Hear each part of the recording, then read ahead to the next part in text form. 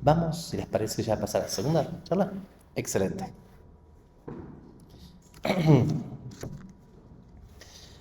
Bueno, bienvenidos de vuelta a esta segunda charla sobre el tema del proceso de muerte en el budismo esotérico. En esta charla yo voy a intentar abreviar al máximo los términos sánscritos y tibetanos. Me va a resultar imposible no mencionar algunos muy básicos, ¿sí? Lo bueno es que, hablando de las películas y las series, ha habido hasta películas contemporáneas, como la última de Iñárritu, que usan el mismo término, bardo, ¿no? Que utilizan esencialmente los mismos términos para hablar de las mismas cosas. Con lo cual creo que de a poquito va a ser un poco más fácil, pero en esta les pido que cualquier duda que haya, esta va a ser puramente teórica, ¿no? Cualquier duda que surja, ustedes me van frenando, ¿sí? Yo lo repito con todo gusto. ¿Cuál es el objetivo de esta charla, este taller? Brindar una breve comprensión del budismo esotérico para entender qué es lo que plantea frente a la muerte y cómo se puede practicar en ello. Y aquí cuando yo digo budismo esotérico, voy a hablar de un tipo de budismo que tiene que ver con una enseñanza generalmente secreta que se pasa de maestro a discípulo. Que no es una enseñanza abierta, que no es una enseñanza que cualquiera puede participar, sino que tiene que recibir lo que se llama las iniciaciones de un maestro para recibirlo. Hoy en día esto quizás es menos claro porque hay muchos libros. Uno puede ir a Amazon y comprar textos que antes hubieran sido prohibidísimos, pero sigue habiendo muchos temas de interpretación, con lo cual se sigue manteniendo cierto secreto. El sistema de budismo esotérico más famoso es el tibetano, que estaría mejor llamarlo indo-tibetano porque surge en la India y en Tíbet se preserva, pero hay sistemas de budismo esotérico en Tailandia, dentro de las prácticas Vajrayanas, en Japón, dentro de las escuelas Shingon y Tendai, ¿no? Y dentro de China. Si bien en China ha sobrevivido bastante menos. Hoy en día en China el budismo esotérico más común es el budismo tibetano. Y para esto tengo que hablar un poquito del Bardo Todol, que ustedes lo van a escuchar un montón en esta charla y que lo voy a decir solamente así en tibetano una vez, que es el libro tibetano de los muertos. Y alguien que alguna vez fue a buscar libros esotéricos a una librería va a encontrar este libro, generalmente en una tapa azul, traducido por un señor que se llamaba Evan Wenz y prologado por Carl Gustav Jung, ¿no? Y yo quiero aquí, voy a hablar un poquito de este texto, que es el texto en que se describe de forma sistemática un montón de estados y que más conocido es para el público occidental. Hay un gran problema con ese texto. Yo no sé si recuerdan cuando me presentaron antes, pero yo soy profesor de la cátedra de religión tibeto-mongola, que es la cátedra donde se estudia el budismo tibetano. Y yo siempre le digo a mis alumnos, gente bella, por favor, no me traigan el libro de Evan Wenzel. Les pido, por favor, no preparen ese texto para el final, porque lo vamos a pasar mal ustedes y yo. Hay 18.000 versiones del texto que son mejores, yo después les voy a recomendar algunas, pero por favor no preparen ese texto. Y igual hay alumnos que vienen y me lo traen porque me dicen, no, porque es Jung y es muy famoso, pero hay muchos problemas con ese texto. El primer problema es un problema que tiene que ver con el colonialismo. El texto en sí no es un texto solo, el famoso Bardo Todol, el libro de los muertos, sino que es parte de un ciclo, ¿no? Que es un ciclo en el cual lo descubre una persona llamada Karma Limpa en el siglo XIII de nuestra era, y que es un ciclo de enseñanzas completo, que va desde hola quiero ser budista a hola soy un Buda, ¿no? Todos los pasos en el medio, y que cubre absolutamente todas las facetas de la vida. Y cuando digo todas, quiero decir, hay visualizaciones cuando una persona orina, por ejemplo, ¿no? Y como cubre todas las facetas de la vida, cubre la faceta de la muerte. Entonces, cuando uno se muere, hay técnicas que hace el practicante para liberarse en el momento de la muerte y técnicas que hace el practicante si falla en liberarse. Mejor dicho, se las hacen al practicante. El libro tibetano de los muertos es ese apéndice. Es un apéndice así de chiquitito en un texto así de grande en el cual el texto responde cómo meditar, cómo vivir, cómo comer, todo, y tiene un apéndice que dice, te estás muriendo, ¿no? Pasa a la página 5, y dice, libérate. Y tiene un asterisco, en caso de no por liberarte, pasa a la página 6. La página 6 es el texto.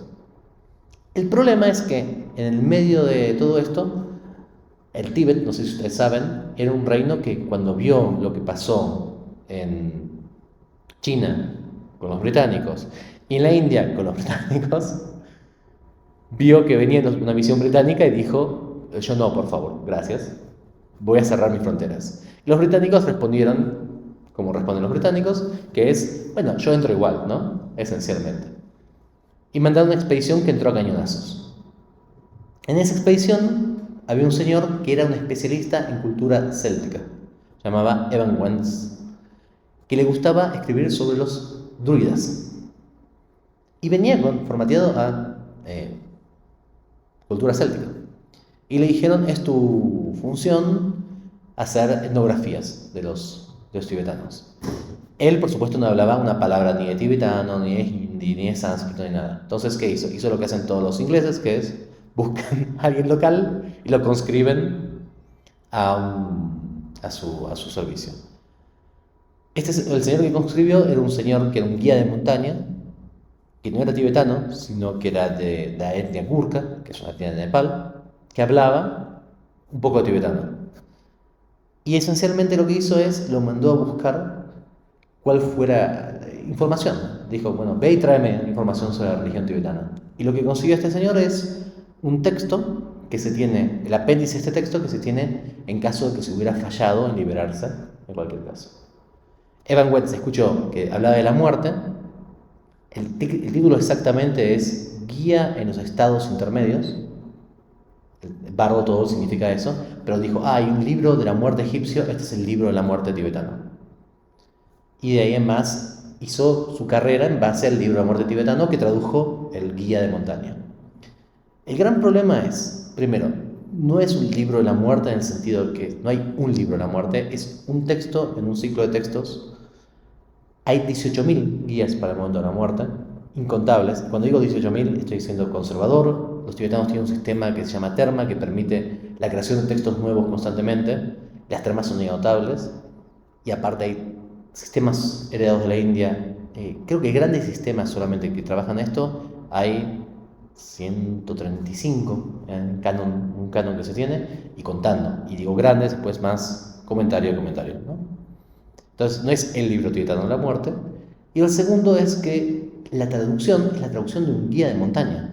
Es como si yo fuera, no sé, a pedirle a un señor surfista, que es un maestro de surf, bueno, tradúceme un manual de psicoanálisis, ¿no? Bueno, por ahí va a ser su mejor esfuerzo, pero salvo que sea, no sé, psicoanalista, los términos van a ser difíciles.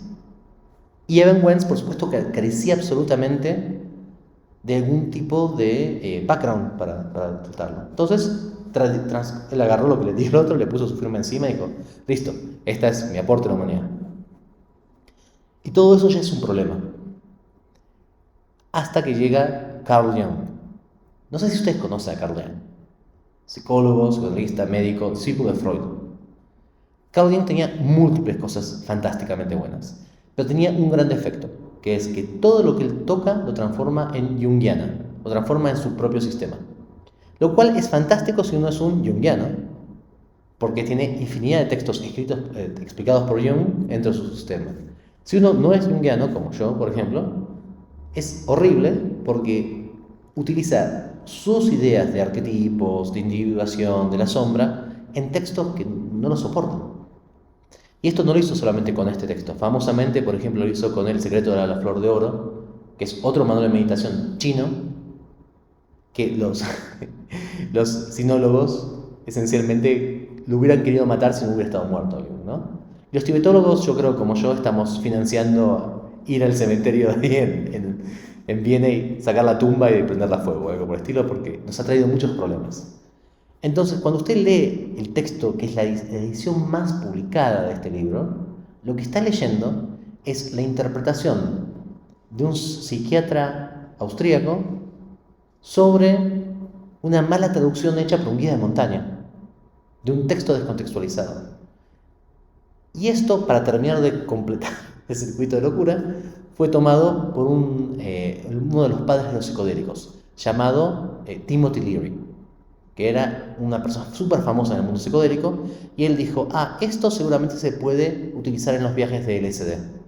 Entonces tomó esto, partes del texto, y lo empezó a pegar sobre sesiones de ácido, y ustedes se pueden imaginar que obviamente eso trae experiencias. Si ustedes toman, yo creo que una tableta de ácido, van a tener experiencias hasta que sea con el ratón Mickey, ¿no? No es un problema ese. El tema es que cuán real y cuán budista es esto. No creo que mucho. Tampoco a la gente que lo hizo le importaba, bueno, en ese sentido de eso hay que ser súper honestos. Pero, ¿cuál es el uso real del texto? El uso del texto es como la última opción de un practicante. Es para una persona que practica el budismo, que está metida en el mundo del budismo, y que, como todos los budistas, ha intentado liberarse, llegar a la iluminación, pero ha fallado. Entonces, dice el budismo tántrico, cuando uno se muere, esencialmente, su cuerpo empieza a disgregarse y su mente empieza a disgregarse.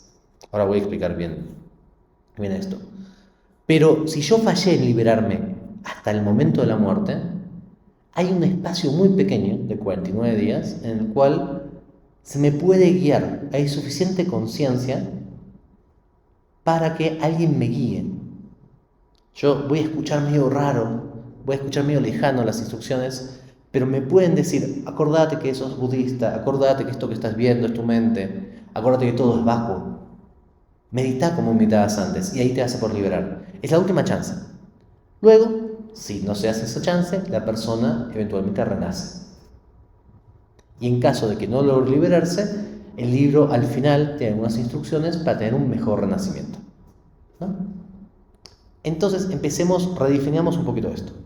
No es un texto clave o primario, sino que es un apéndice para, en el caso que todo falle, ¿sí?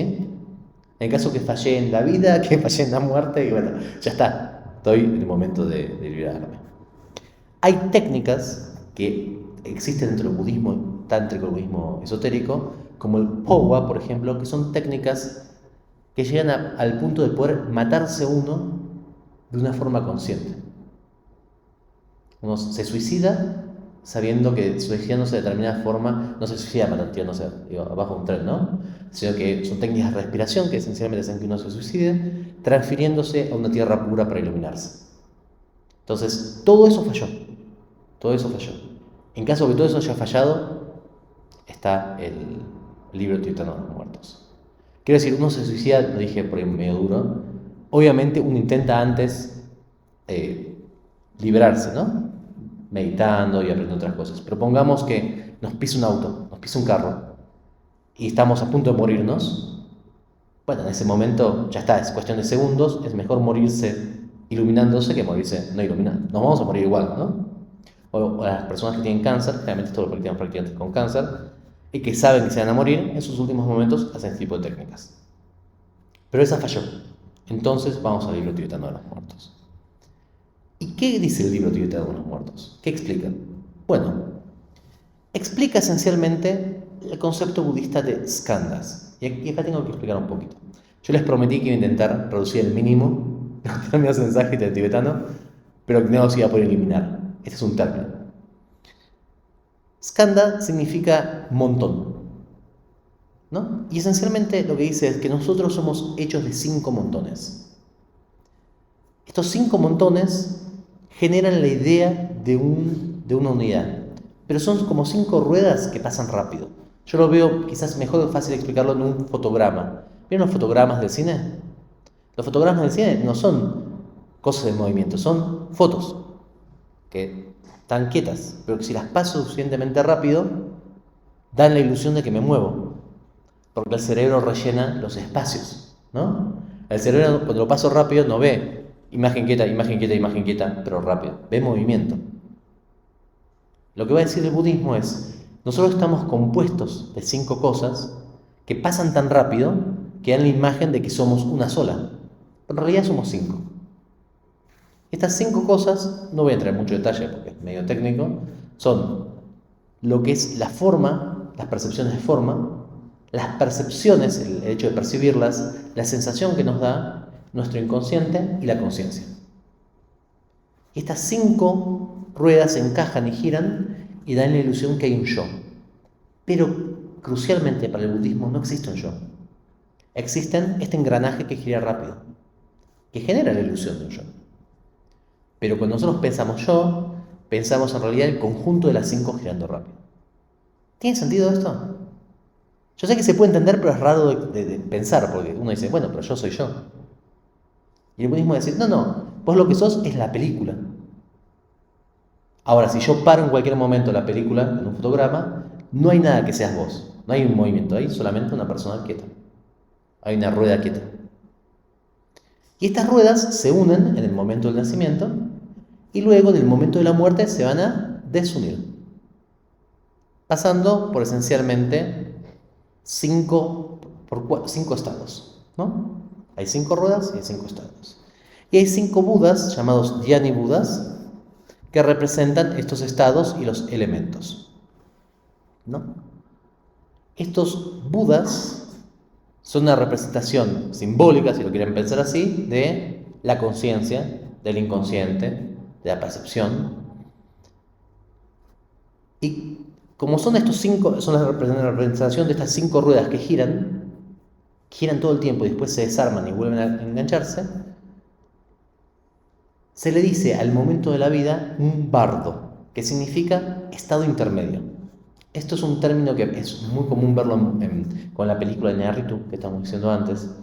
Es una estado intermedio, no hay un punto de partida y un punto de llegada. Solamente hay cadenas, ¿no?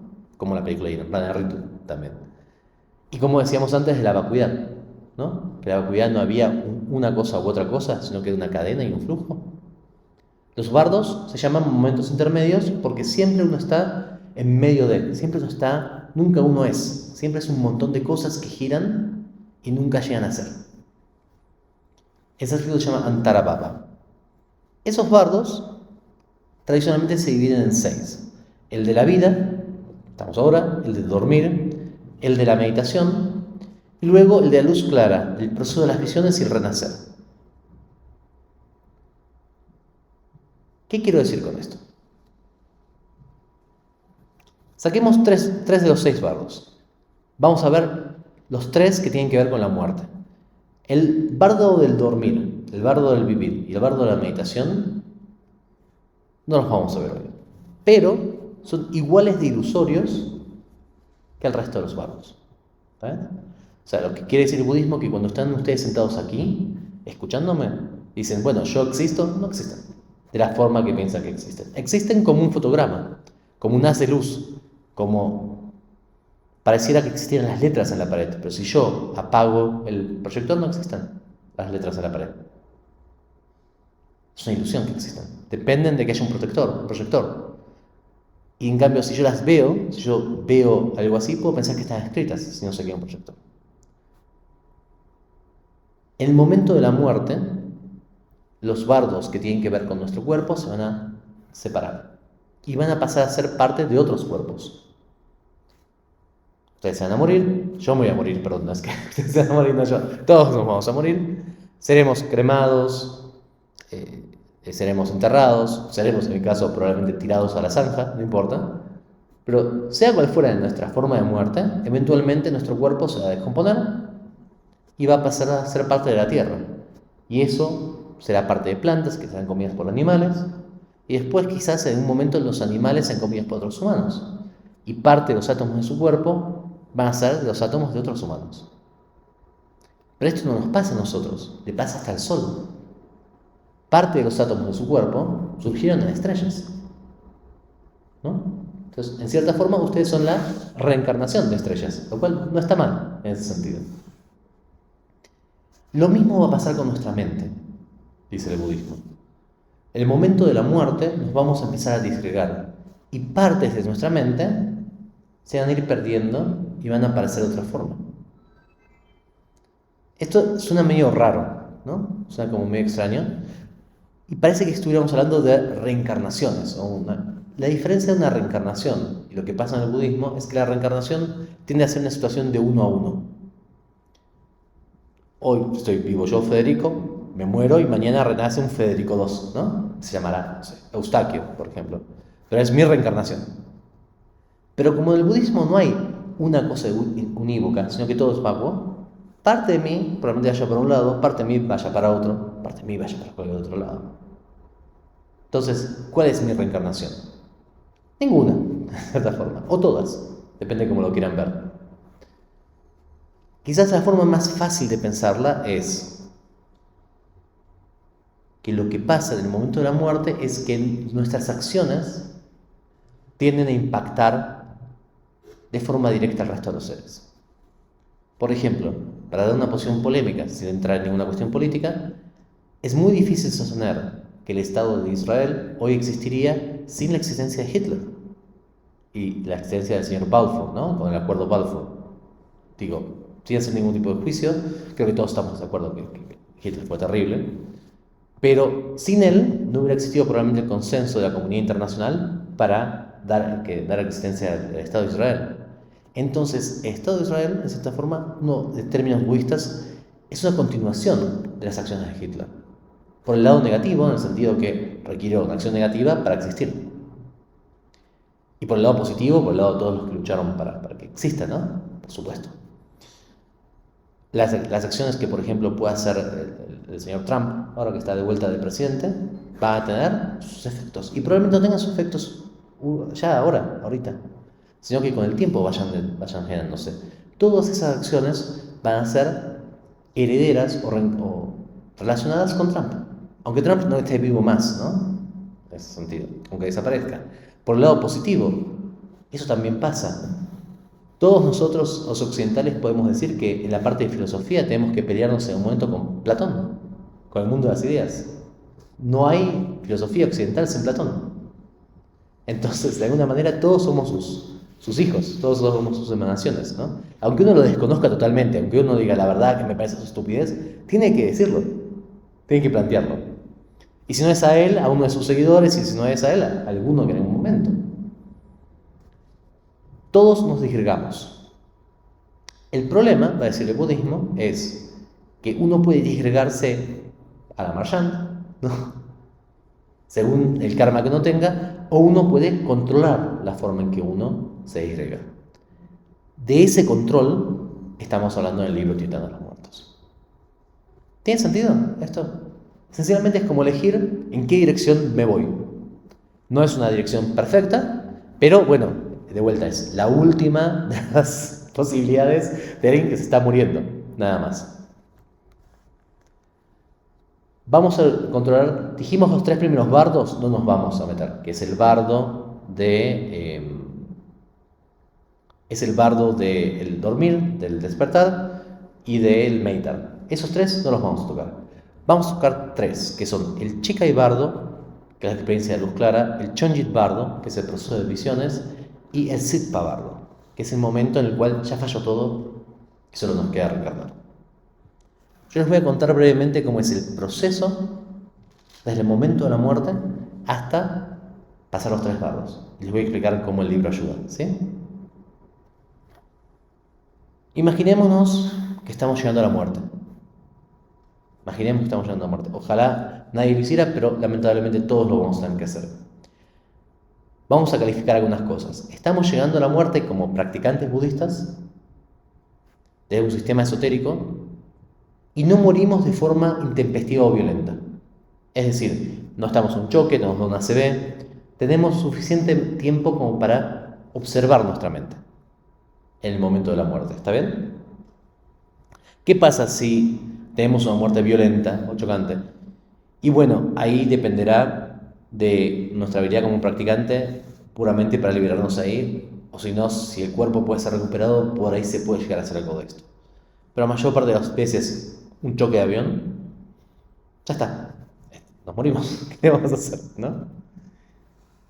Pero asumamos que nos estamos muriendo en una cama, y nos estamos muriendo de cáncer, por ejemplo, o estamos muriendo de edad, de simple edad. Lo que nos va a pasar primero es que los 5 elementos se van a empezar a disolver. Los tibetanos llaman a los 5 elementos, siguiendo a los indios, el espacio, el agua, el aire, el fuego y la tierra. Entonces, el primer elemento, generalmente los elementos empiezan desde lo más sutil, que es el espacio, hasta la tierra, que es lo más concreto. En la disolución se pasa al revés. El elemento más concreto, primero la tierra, va a desaparecer. Entonces lo que nos va a pasar en ese momento es que nos vamos a estar sintiendo que los huesos se vuelven pesados y que nos cuesta movernos, que como que queremos movernos pero el cuerpo no responde. Ese es el signo que nos estamos quedando, nos estamos muriendo. Y una vez que empezó la disolución, puede tardar más tiempo o menos tiempo, pero es inevitable. Luego viene el agua, de lo más concreto a lo más sutil. El agua, vamos a empezar a sentir que nos quedamos con la garganta seca, que la piel se nos queda seca. ¿Vieron esos días que tienen mucho calor y la piel se resquebraja? Vamos a sentir eso. Y vamos a sentir que toda nuestra mirada se humedece y después se empieza a secar, que hasta los ojos se empiezan a secar. Ese es el signo que se nos está yendo el agua. Luego viene el fuego. En el momento del fuego vamos a empezar a sentir frío, vamos a sentir que todo nuestro cuerpo empieza a temblar y a tiritar.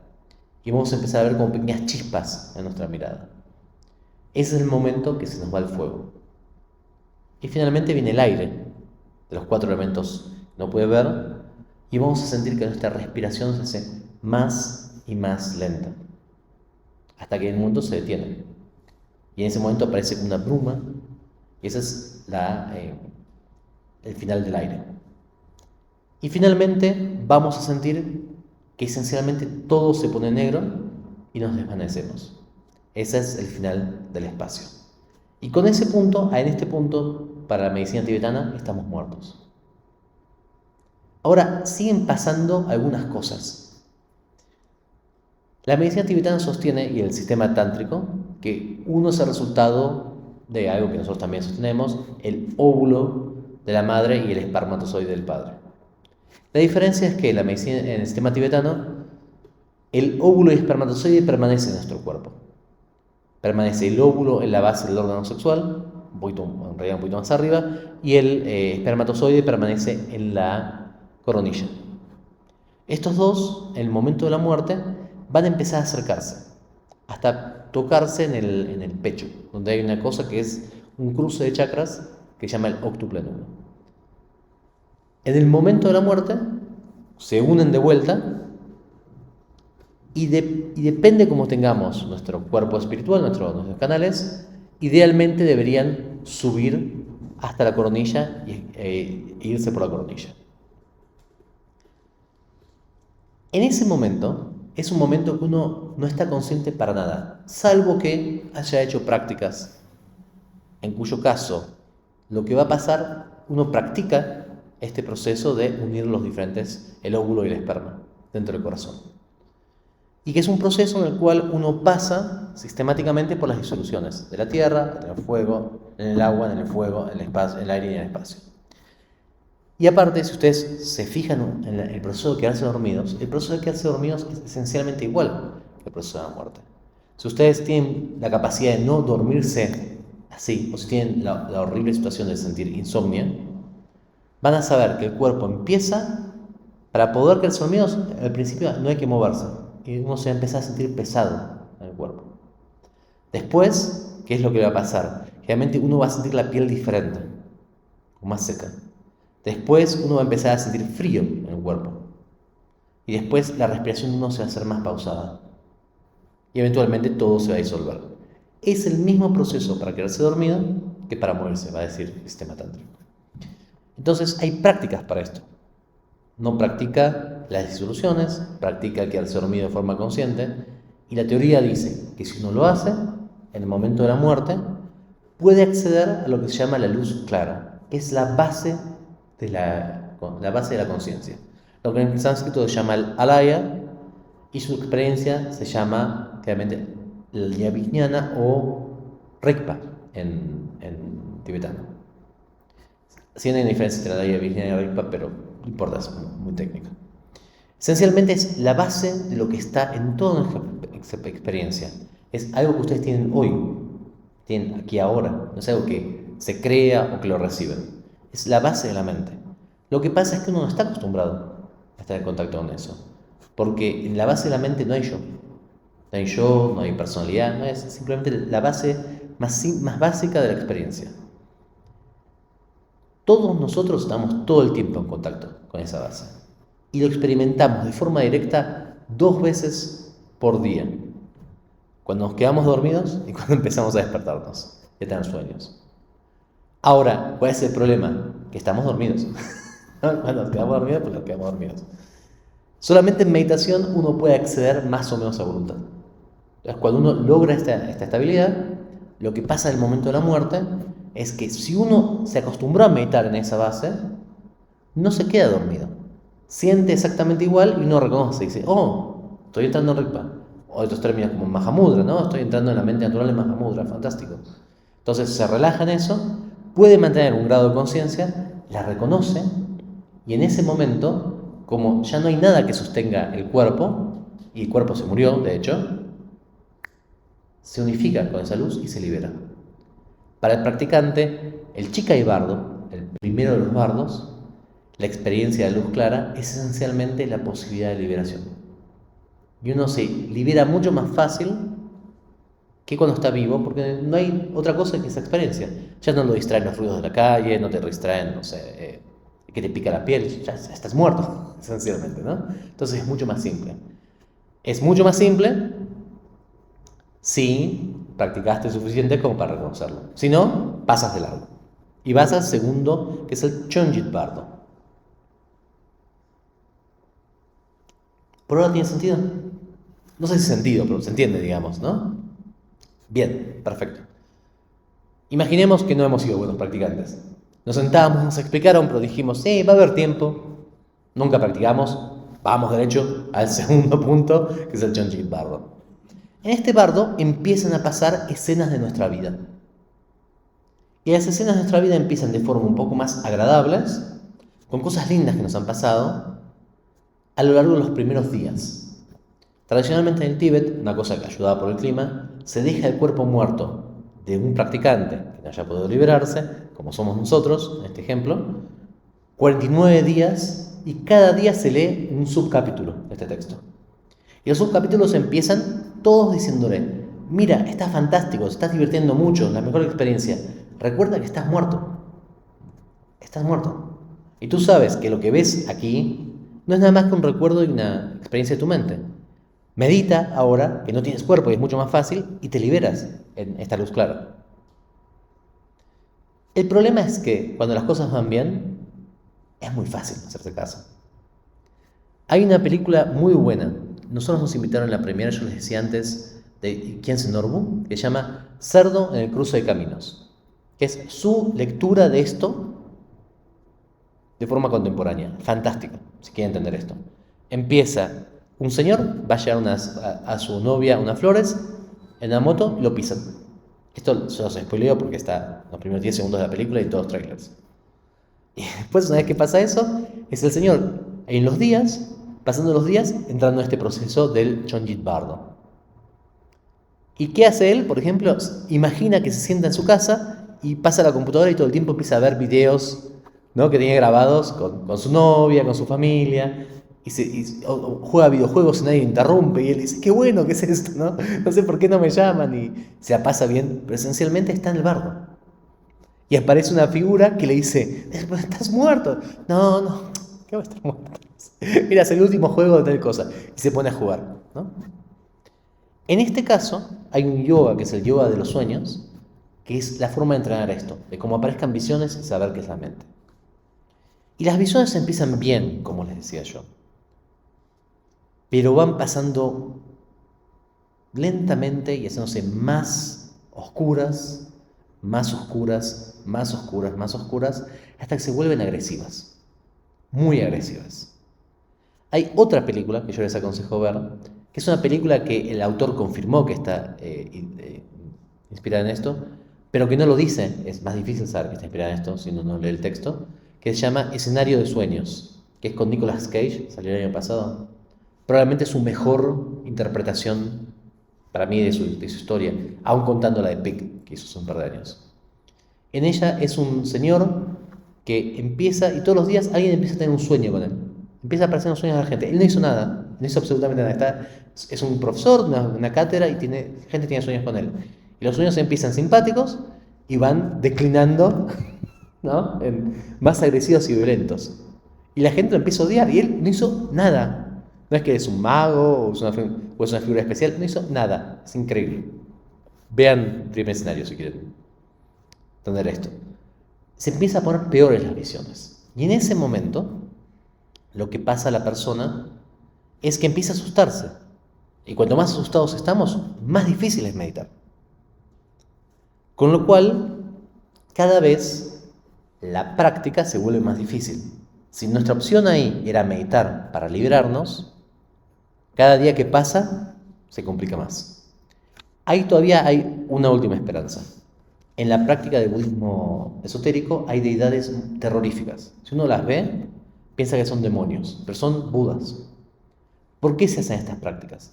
Para que en el momento de la muerte uno pueda entender que no puede meditar frente a lo terrorífico igual que puede meditar frente a lo beatífico. Entonces, si en ese momento uno se acostumbró a pensar una deidad terrible con cuchillos y no puede meditar con esa deidad en la vida, bueno, en el momento de la muerte hay una chance que uno lo pueda hacer, ¿no?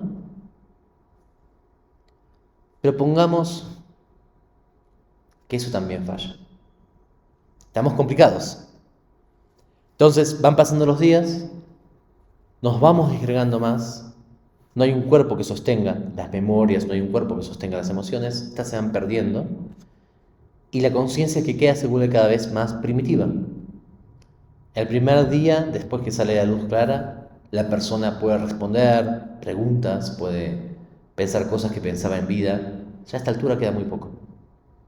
Es como una sombra, ¿no? Muy pequeña, muy básica.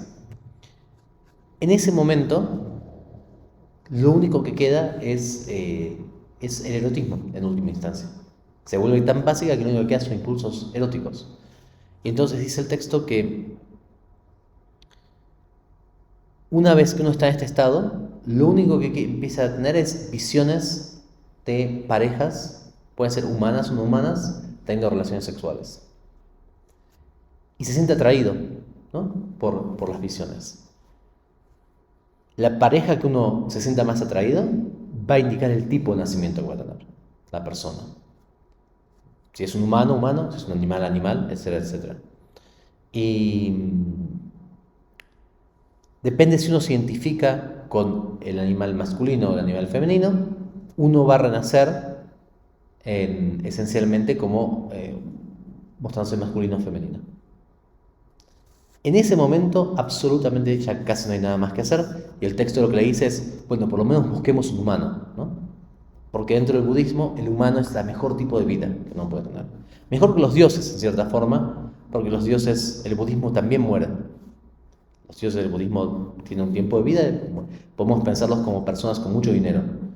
Y si uno le ve a una persona que tiene mucho dinero y mucha facilidad de viajar y hacer lo que quiera y le dice, bueno, sentémonos pues a meditar firmemente, no va a querer hacer. ¿Para qué va a querer meditar si se puede tomar un avión e irse a Dubái o a Amalfi, ¿no? Más fácil, hago otras cosas, me divierto. Entonces, nacer como un humano es la mejor renacimiento. En este momento, la persona como persona desapareció. En cualquier caso, habrá seres nacidos de los restos de esa persona. Seres en la tierra y seres que mentalmente llevan un contacto de esa persona. Y con esto hemos cumplido el ciclo de renacimiento. ¿Tiene sentido?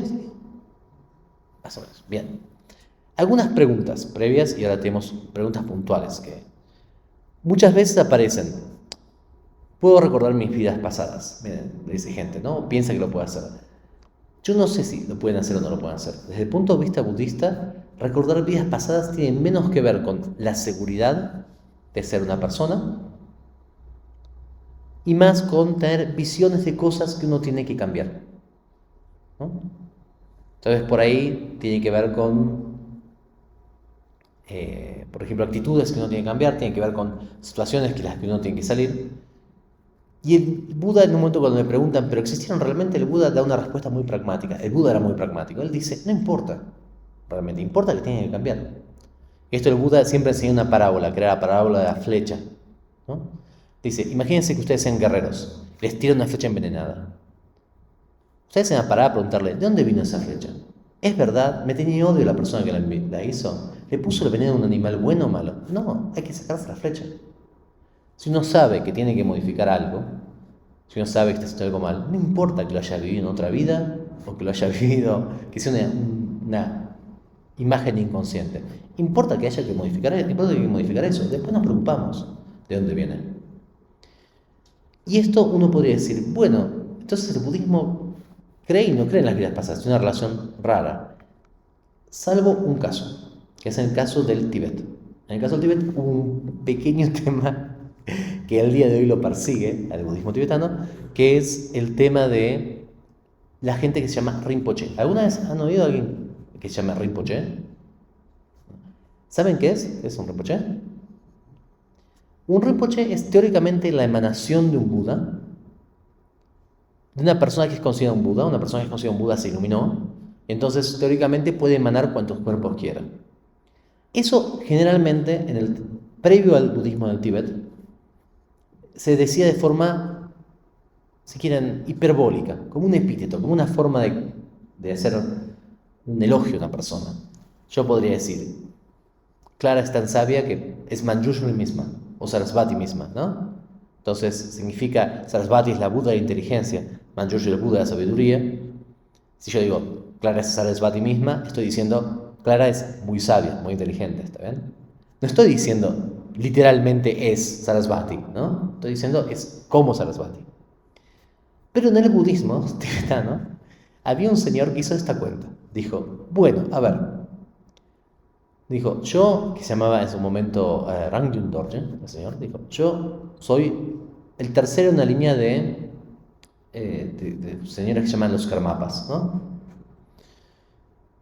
Pero yo en realidad soy una emanación del primer señor de la línea. Hasta ahí queda todo bien. Es como decir, bueno, miren, no sé, uno quiere tanto a Siqueiros, ¿no? Uno quiere tanto a Siqueiros que intenta leer como Siqueiros, escribir como Siqueiros, y termina escribiendo tan parecido a Siqueiros que uno puede decir, bueno, miren, es como el nuevo Siqueiros, ¿no? Hasta ahí está todo bien. Pero luego viene el señor y siguiendo este coso dice, y como yo soy la emanación de este señor, tengo la misma personería jurídica y legal. Ojo. Entonces, los derechos de Siqueiros, las casas de Siqueiros, no son de la familia de Siqueiros, son míos. Porque yo soy Siqueiros. Pequeño juego que hace, ¿no? Y entonces ahí se rompió un poco este esquema y se trajo una institución que al día de hoy es bastante cuestionada por los mismos tibetanos, que es la idea del Rinpoche como heredero, no solamente simbólico, sino factual, de la riqueza y el poder de los previos. Y como generalmente lo que pasó a partir de eso es que cada uno de los Rinpoches dejaba escrito dónde iba a aparecer de vuelta, o casualidad era en su misma familia, grupos de familias del Tíbet empezaron a tomar cada vez más poder económico. Ahora, uno dice, en base a todo esto que tú me has dicho antes, Federico, no tiene sentido, porque después todos somos las ruedas, ¿no? Que giran así, que se agregan. ¿Dónde aparece eso? No, no tiene sentido. Estamos totalmente de acuerdo nosotros. Que no tenga sentido no significa que uno lo pueda imponer o no, especialmente un país como el Tíbet, que era totalmente budista, ¿no? Pero sepan que esta es una cuestión que está muy cuestionada, aún por los mismos Rinpoches. Esta persona que yo les contaba aquí en Senorbu hizo una película muy buena que se llama Palabras de mi maestro perfecto, que es sobre ese tema. Después, sobre Namkhai Norbu Rinpoche, que es un maestro nuestro, un maestro de mi linaje, hicieron una película que se llama Mi reencarnación, que es sobre los problemas que tiene el hijo teniendo un padre considerado un Buda, ¿no? Y múltiples otras películas. Es un tema que queda muy extraño. Entonces yo lo que les aconsejo es, cuando escuchen que dicen, bueno, pero los Rinpoches son igual, póngale, mi consejo, comillas. Yo no digo que no sea así. Digo, para mí es perfectamente válido decir, son como la reencarnación de tal maestro porque tienen el mismo gusto, la misma sabiduría. El problema es un problema político-legal, ¿no? y que ha traído ciertos problemas en el Tíbet. Habiendo dicho todo esto, es el único caso en todo el budismo. En todo el resto del budismo no se considera que haya una reencarnación directa, y una cosa interesante es, las personas iluminadas no dejan reencarnación, porque no dejan ningún resto, purifican todo. Entonces van a encontrar gente que dice, soy la reencarnación de Buda. Sepan que si hay una persona en el budismo que no debería tener reencarnación, es el Buda mismo, ¿no? O cualquier Buda, ¿no? Habiendo dicho esto, quiero comentar un par de problemas generales, ¿no? Primer problema es, ok, con todo esto que yo expliqué, el alma, ¿qué pasa? Si no hay un alma, ¿qué es lo que reencarna? Lo que reencarna son estos pedazos de experiencia que somos cada uno. Es como si nosotros pudiéramos, si hoy me muriera y me sacaran un brazo para una persona, otro brazo para otra persona y la ropa para otra persona. Va a llegar un momento que me van a sacar suficiente que no voy a tener nada más. Pero mis partes pueden aparecer en otras personas. Mi ropa, por ejemplo. No se muere y por ahí vienen y regalan su ropa. La ropa podría ser, en términos budistas, algo que se entrega. Lo mismo que una parte humana o lo mismo que una parte mental. Entonces no tiene que haber alma. Si hay alma, no estamos en budismo. Si hay espíritu, no estamos en budismo, ¿no? Es otro sistema. Bueno o malo, no importa, pero no es budismo. El tema del LSD y las drogas para todo esto. ¿Está permitido en el budismo? Pregunta difícil de responder. Como lo usa Timothy Leary, no. Claramente no. Y yo les aconsejo, si a ustedes les interesa esto, vayan a aprender aquí tiene excelentes maestros, ¿no? Está la Casa Tibet, ¿no? Por ejemplo, que está el Lama Tongkaram Karam, hay miles de otros lugares. No vayan esperando que esto sea una cosa que se enseña mucho. De vuelta, un apéndice de un texto, ¿no? Un texto en todo falla. Nadie en ningún lugar budista del cosmos van a entrar y le van a decir proceso de muerto, primera clase. Nada de otras cosas, cómo meditar, ¿no? Cómo comportarse, cómo generar mérito, miles de otras cosas. Esto es un punto, un comentario.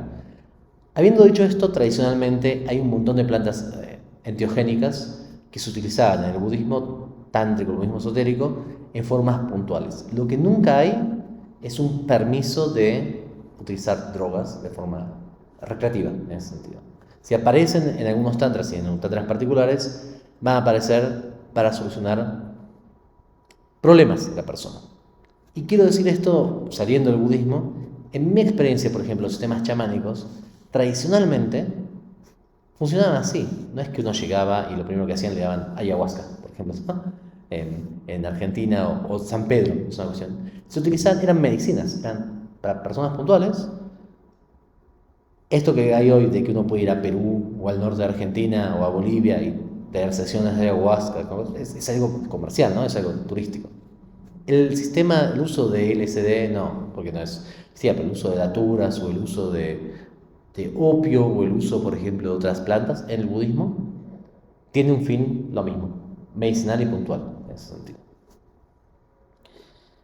Hay una pregunta buena, que es, para mí súper interesante, que es, una persona que nace aquí en México, por ejemplo, ¿tendría estas visiones que yo describo? Y hay múltiples formas de responder esto. Yo tengo un conocido que es, probablemente es más famoso por su hija. Su hija es una actriz que se llama Uma Thurman, pero el padre para los tibetólogos es el tibetólogo hoy en día. Se llama Bob Thurman, Robert Thurman en realidad, ¿no? Pues Bob. Y Bob tiene una versión del libro tibetano de los muertos que yo no se las aconsejo, por favor. Bob me va a matar con esto, pero no se las aconsejo. Él lo sabe igual, yo ya se lo dije, no se las aconsejo. En el cual reemplaza a las imágenes de las deidades por santos católicos. El problema es que Bob no es católico. Entonces es complicado. El Bob es budista y su crianza es, creo que, luterana. Entonces tiene una visión rara de los santos católicos. Yo tampoco soy católico, yo soy budista, pero para mí es raro y yo me imagino por un católico leer ese texto es como, hay un orden, ¿no? San Miguel es subserviente a San Rafael, que es una cosa rara. Quiso para mí reemplazar las deidades tibetanas por deidades cristianas y no sé dónde sacó el catolicismo, pero lo pegó ahí. Yo no creo que sea así. Dicho esto sea de paso, es probable que una persona que no sea budista no tenga estas visiones. Por ejemplo, Kyense Norwoo en su película que les comentaba, hace que las visiones sean del contexto de la persona. El filme está hecho en Nepal, entonces el contexto es más hindú que budista. Si en el proceso es budista, las personas que aparecen son principalmente hindúes, porque es la gente que vería el día a día. Las deidades aparecen como deidades hindúes, si bien son budistas. Tara aparece vestida como una diosa hindú, pero es la deidad Tara, ¿no? Yo creo que una persona que esté en el día de hoy, en el tema de que pase por este proceso de las muertes, aquí va a tener el flujo del proceso similar. ¿Y por qué digo esto del flujo del proceso similar? Porque todas las personas que yo conozco que hemos practicado esto, el hecho de la disolución pasa igual. Es más, yo tengo un alumno que es especialista en cuidados paliativos, que es la especialidad que acompaña a la gente que se va a morir. Él lo que me dice es que hemos ido a dar charlas al hospital donde trabaja él y todos pasan por un sistema, una cuestión similar, ¿no? Uno dice, uno puede saber cuándo va a morirse. El tema de la fuerza, después el tema de la sequedad en la piel, el tema de los fríos, por favor póngame más mantas, ¿no? El tema de empezar a hablar con gente que no está ahí, es como recontra similar el proceso. Entonces, y esto es mi interpretación nada más, es que el proceso en sí va a ser, ahora la forma que el proceso tome va a ser totalmente individual. Yo creo que una persona que sea muy budista y muy practicante van a surgir deidades similares. Por ahí no es que vas a ir en tercer día Vajrapani, por ahí aparece el tercer día otra deidad, Chakrasa, yo qué sé. Pero va a ser deidades budistas y las personas que no sean budistas van a pasar por un proceso similar con sus significantes personales, ¿no? Lo bueno es que si uno es budista, la salida es igual siempre, ¿no? Es como el cartel aquí de salida, que son todos iguales, la salida siempre es meditar. Lo malo es que si uno no es budista, y bueno, depende de lo que uno entienda por meditar y depende de lo que uno entienda que son esas deidades. Yo creo que si este sistema es así, yo no estando muerto, spoiler, no estoy muerto, pero digo, no los puedo asegurar, les puedo decir que por lo menos es igual a mi experiencia en quedarme dormido y meditar, que eso sí me pasa todas las noches. Si esto es así y es real, yo creo que probablemente aquellas personas que tienen este tipo de evangelismo tan duro, de que el demonio está ahí y te quiere comer, deben ser las que peor lo deben pasar. Por las cuales el demonio es totalmente algo externo y maléfico y te va a comer. El momento de cuando estamos haciendo el Chonjit Bardo, ¿se acuerdan? El que vamos de las visiones. Los primeros deben ser hermosos, estoy en el cielo con Dios. Y luego los últimos, de las visiones violentas, deben ser horribles. Deben ser horribles. Esperemos que me equivoque y que no sea así, pero si es así, la deben pasar muy mal, ¿no?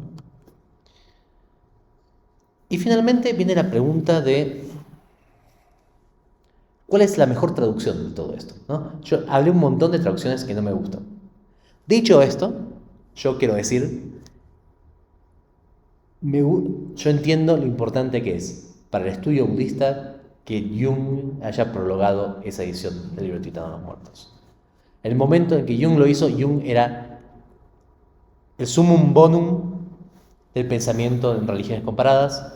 Está en un lugar que se llamaba Eranos, que había construido una torre de retiros en Suiza y llevaba a todos los académicos, que ustedes saben que los académicos somos pobres, generalmente, y llevaba a todos los académicos, él tenía mucho dinero, entonces llevaba, por ejemplo, a Mircea Eliade, a Gershom Scholem, ¿no? Genios totales de estudio de las religiones, a Joan Culiano, y los tenía ahí dando charlas, todo un verano. Entonces uno entraba al círculo de veranos y era fantástico, porque era como un verano con todos los gastos pagos siempre. Y de ahí surgieron múltiples escuelas de estudios de religiones. De ahí surgió, por ejemplo, de Eliade, su historia compartida de las religiones, que son 4 tomos que son increíbles. De ahí surgió los tratados de Kabbalah, de Scholem. Y en esa época el sello de Jung era el sello del éxito. Por lo cual que Jung haya prologado esto hizo que se conociera mucho más de lo que se hubiera conocido de otra forma. Entonces quiero reconocer eso porque la verdad que hablé mal pestes de él. No es nada, yo tengo una gran admiración con él personal, esa persona que es inteligentísima, brillante, pero ha confundido a mucha gente con este texto. ¿Cuál es la mejor traducción? La mejor traducción es la de Gyurme Dorje. Él es el traductor del Dalai Lama Tiene una edición crítica excelente. Son 800 y pico de páginas, son un texto de 50, que esencialmente explica paso a paso el contexto de cada una de las deidades, porque surgen, cómo eso se ve dentro del contexto principal de la práctica. Es fantástica. Es cara, es muy cara. Entonces, hay dos o tres opciones. Opción número uno, hay una edición antigua de Giuseppe Tucci, que es muy buena, pero es antigua. Entonces tiene términos que hoy no usamos, como el absoluto, por ejemplo. No importa. Eviten los términos, Giuseppe Tucci es buena. Y hay otra edición que es bastante buena, que es la de Chogyam Trungpa. No sé si ustedes han escuchado hablar de Chogyam Trungpa, un gran maestro tibetano, muy controversial. Muy controversial. Y él también hace una cuestión menor que Jung, pero Trungpa hace como lo opuesto de Jung. Jung todo transformado en Jungiana, y Trungpa entiende que para enseñar budismo tibetano tiene que meterlo en el lenguaje que era como el lenguaje superior de la academia de esa época, y ese era el lenguaje psicoanalítico.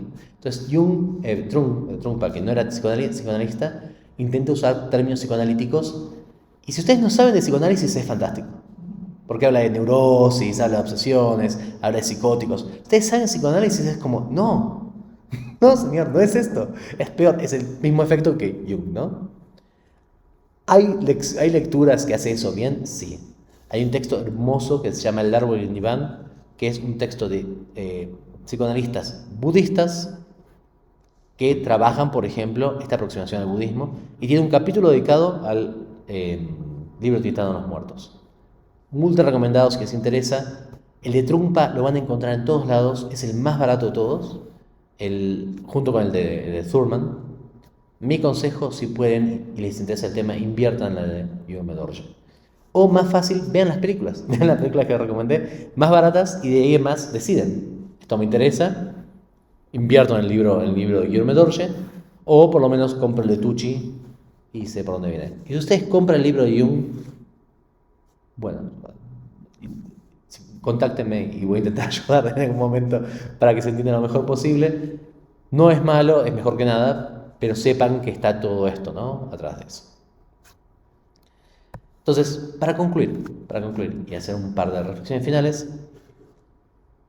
el Bardo Todol tiene una cuestión interesante, que es que el contenido del texto no es tan importante para mí, sino que radica en lo que genera, ¿no? Radica en la problematización, primero, de el tema del colonialismo, como uno acepta textos que son arrancados, ¿no?,